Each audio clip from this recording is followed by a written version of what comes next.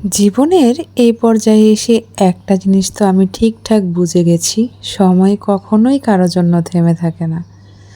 সময় তার গতিতে ঠিকই চলে যায়, আমাদের জীবনও ঠিক কোনো না কোনোভাবে কেটেই যায়। হ্যালো ভিউয়ার্স, আসসালামু আলাইকুম, this is Shila and welcome to my page, welcome to another new blog. কে কোথা থেকে আজকে ভিডিওতে আছেন অবশ্যই কমেন্ট করবেন।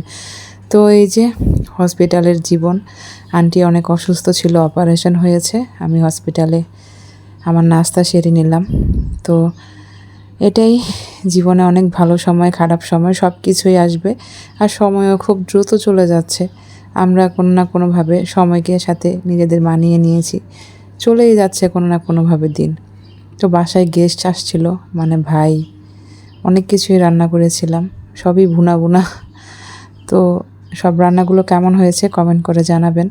আর আপনাদের বাসায় মেহমান আসলে কি কি রান্না করেন সেটাও কিন্তু কমেন্ট করতে পারেন। তারপরে গিয়েছিলাম এক জায়গায়, সেখানকারই ভিডিও। তো অনেক খাবারের আইটেম দেখতে পাচ্ছেন, সব কিছু খাওয়া দাওয়া শেষ করলাম, তারপরে বাসায় আসলাম।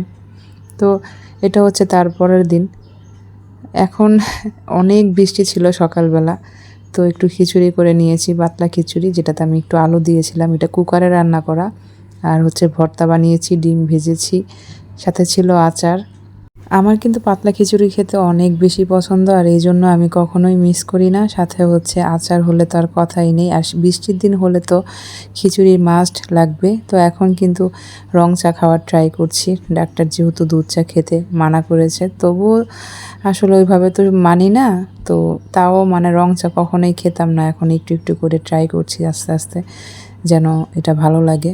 এদিকে একটু মাইলো বানিয়েছিল কোল্ড কফির মতো করে, তো এটাও খেয়েছিলাম সবাই মিলে, ছোটো ভাই বানিয়েছিল, খুবই মজা হয়েছিল।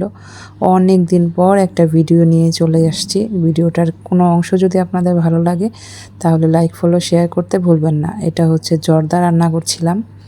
তো যারা ফেসবুক পেজ থেকে আছেন পেজটা ফলো করে দিয়ে ভিডিওতে লাইক করে দিবেন, আর যারা ইউটিউব চ্যানেল থেকে দেখছেন চ্যানেলটা সাবস্ক্রাইব করে দিয়ে বেল বাটনে প্রেস করে দিবেন।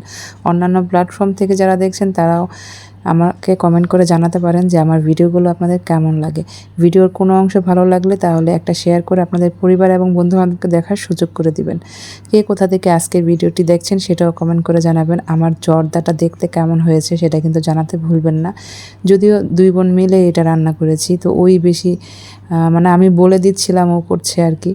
তো আমি তেমন কিছু করি নাই, এটা স্পেশালি বলা চলে যে আজকে ওরই বেশি রান্না করেছে, কাজ করেছে আর কি। তো এটা কেমন হয়েছে, খেতে ভালো হয়েছিল, তবে একটু মিষ্টি কম ছিল, মানে চিনি আরেকটু দিলে আরেকটু ভালো হতো আর কি। এখনকার দিনে মনে হয় যে সময়গুলো খুব দ্রুত চলে যাচ্ছে, কিন্তু ছোটোবেলায় এমন মনে হতো না। ছোটোবেলায় মনে হতো যে একটা ঈদ আসার পরে কত দিন চলে যাচ্ছে, আরেকটা ঈদ আসে না। আর এখন মনে হয় একটা ঈদ আসার পরে কিছুদিন পরে আরেকটা ঈদ চলে আসে। আসলে এত দ্রুত সময়গুলো চলে যাচ্ছে আমার কাছে মনে হয়। তারপরে তেহারি রান্না করেছিল আমি 5-6টা হাড্ডি নিয়েছি, আমার প্লেট ভরা শুধু হাড্ডি। আমার কাছে হাড্ডি খেতে বেশি ভালো লাগে গোস্তর চাইতে। আর তেহারি তো অনেক বেশি পছন্দ, কাঁচামরিচ পেঁয়াজ দিয়ে। প্রত্যেকটা মানুষের খাবারের ধরন আলাদা, সব কিছুই আলাদা, এটাই স্বাভাবিক।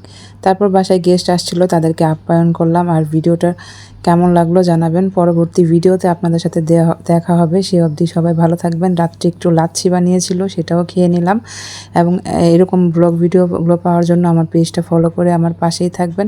নতুন ভিডিও নিয়ে আপনাদের সামনে কোনো একদিন চলে আসবো, সেই অবধি আজকের ভিডিও থেকে বিদায় নিচ্ছি। সবাই ভালো থাকবেন, সবার জন্য রইল দোয়া আর ভালোবাসা, আর সবাই আমার জন্য দোয়া করবেন। আল্লাহ হাফিজ।